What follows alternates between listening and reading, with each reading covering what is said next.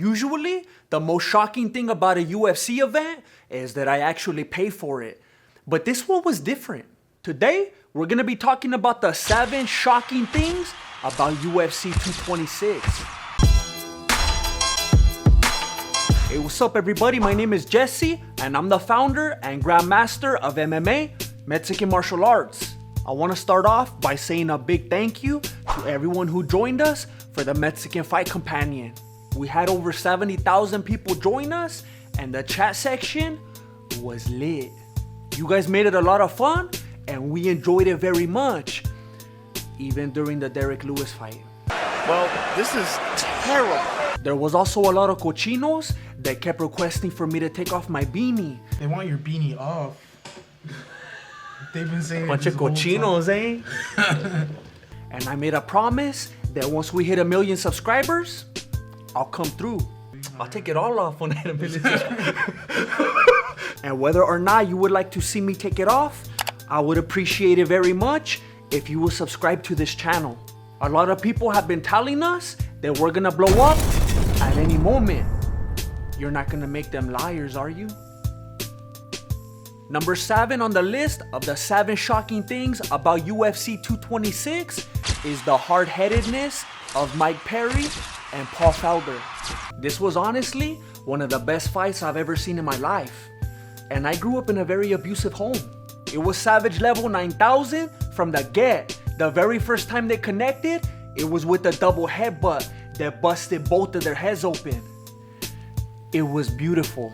For the fans with blood and his pure headbutt right off the bat. And the action never stopped. Punches, spinning back fists, elbows, kicks, blood. These are 2 very hard-headed men. Fight for an underhook right there as Perry picks him up. Even the doctor was a savage. He had to take a look at Paul Felder because of the cut above his eye. And he was like, hey fool, we already lost Max Holloway versus Brian Ortega, so walk it off, alright? In the end, Mike Perry got the decision, but my beanie is off to both of those fools. Hypothetically, I still need those subscribers. Number 6, Anthony Pettis submits Michael CHIESA. Here's what we know about Anthony Pettis. He's the former UFC lightweight champion, he's a black belt in Taekwondo, and he follows me on Instagram. But people seem to forget that he's also a brown belt in Brazilian Jiu Jitsu. Now before you start scratching your heads, you already know how I feel about using BJJ in the streets. Oh. But right now, we're talking about the UFC. Everybody was underestimating him and thinking that if the fight went to the ground, then Michael CHIESA would dominate. All of a sudden, everybody was jumping on the Michael CHIESA bandwagon.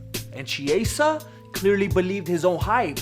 He kept trying to take the homie Anthony Pettis to the ground, not realizing that it would lead to his own demise. But Pettis kept his composure and was even a gentleman at the end of the first round. As soon as the bell rang, he sat that fool down. And that closes the book on round 1. And then how does CHIESA respond? By accusing him of greasing. I think he's greased. That's dirty, just because he was too slick. So CHIESA let his emotions get the best of him, and he came in wagging his finger.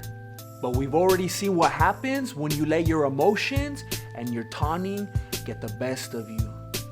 Pettis connected with the right, moved him to the ground with the knee, and then got the submission. That is tight, and he's got an arm too! He's got it! He got it! Showtime is built! And possibly another black belt. Yeah, you know, my jiu-jitsu is amazing. You know, I've caught so many good guys in submissions. I think I just earned my black belt today. Number 5, Rountree TKO'S SAKI.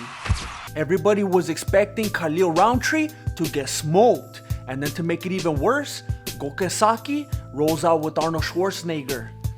Things were not looking good for Rountree. Hasta la vista, baby. And not only did Saki have 96 kickboxing fights on his resume, he's also known as one of the greatest kickboxers of all time.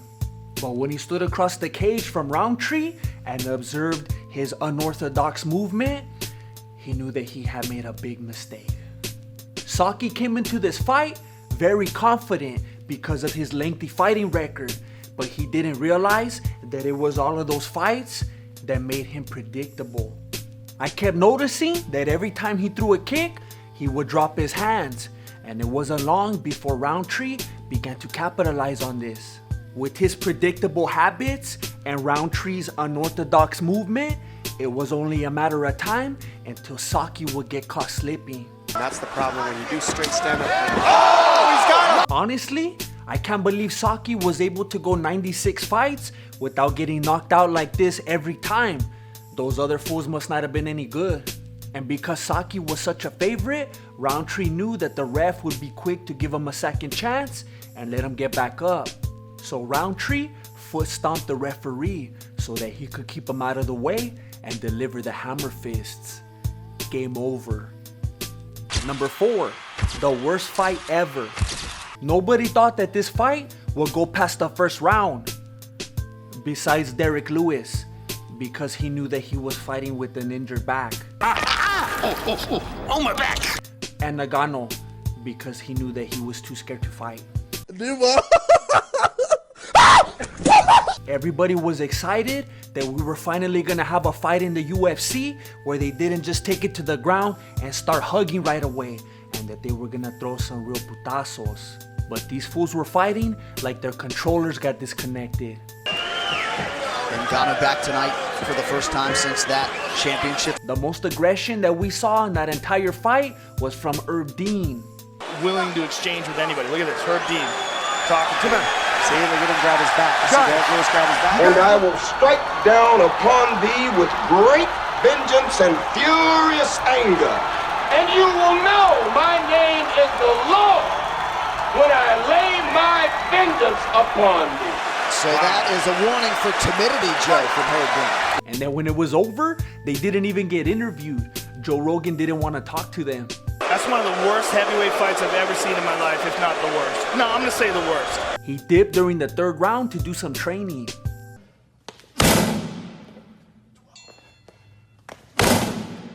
Number 3, DC KO Stipe. This was a tough one. I didn't want to see DC or Stipe lose. And I think a lot of people had the same problem. You had two very likable gentlemen, two respectable champions. But unfortunately, only one could leave the cage as the winner. So I had to decide, Stipe Muchacho or Daniel Comer. And even though I had merch for both, with the link in the description below, I had to choose only one. So I went with Muchacho. I guess I just felt that because of his size and his stand-up, that he will be able to stop DC's efforts to take the fight to the ground. But DC proved me and a lot of other people wrong. Exactly what you gotta do. Oh, But honestly, I was happy for him, and I think that he deserved it. And Stipe Muchacho started showing his true colors that night. He even got low with the referee. Maybe he was just trying to save face, you know? Whatever face he had left after DC knocked off the rest. Bam! On the chin. Stipe goes down. Boom, boom, boom. Out cold. Number 2, UFC goes WWE. Everybody has been calling Stipe the best heavyweight of all time. Most title defenses and everything. But then he loses to DC and they forget about him. Brock Lesnar, who hasn't fought in years and is currently suspended for steroids, looks like he's gonna be getting a title shot against DC instead of Stipe, the greatest heavyweight of all time, getting his rematch. If you ask me, this is just some more of that Dana White privilege. And if you're thinking, wait a minute, they're both white, then stop being racist. I'm not talking about white privilege, I'm talking about Dana White privilege. Dana White is not interested in what's best for the fighters or even for the fans. That fool just wants to be the next Vince McMahon. And now people are asking DC, how come he puts down John Jones and doesn't want to fight him again for doing steroids, but then he goes and calls out Brock Lesnar when he was doing the same thing? Do you want to go to war and make so much less money. I mean, I fight Brock Lesnar, I'm getting paid. It's like that, huh? A lot of people weren't even sure if the whole thing was real because of how it went down. Joe Rogan actually let go of the microphone. Now, Joe, let me get this microphone for a second. DC started talking in the third person. Hey, listen to DC. Lesnar came in with the three-piece suit and pushed DC. DC's coach lost his mind and pushed Lesnar. Then DC pushed Lesnar. At least I think that was a push. Lesnar makes a WWE style promo. DC, I'm coming for you. And then he agrees to leave so DC can take some pictures. Come on. Hey, Brock, get out of my octagon. I got some pictures to take. Come on, DC. The most interesting thing is that DC's little coach hopped up to handle business while Luke Rockhold was off to the side just posting up in his penny loafers. Another fool showing his true colors. And number one of the 7 shocking things about UFC 226, Hector Salamanca works for the UFC. To stand with Mike Perry, and he knows. I thought that fool died. Maybe he'll get a spin-off. Better call Salamanca. These have been the 7 shocking things about UFC 226. Again, I want to say thank you to everyone who joined us for the live stream, everybody who donated to the super chat, our patrons, and the people that have been coming through with the merch. Link in the description below. Also, if you're doing stuff online that you don't want anybody to know about, then stop it. But if you're not gonna stop it, then I recommend that you try out PureVPN so that your online activity is secure and private. But mostly because we get a percentage from every sale.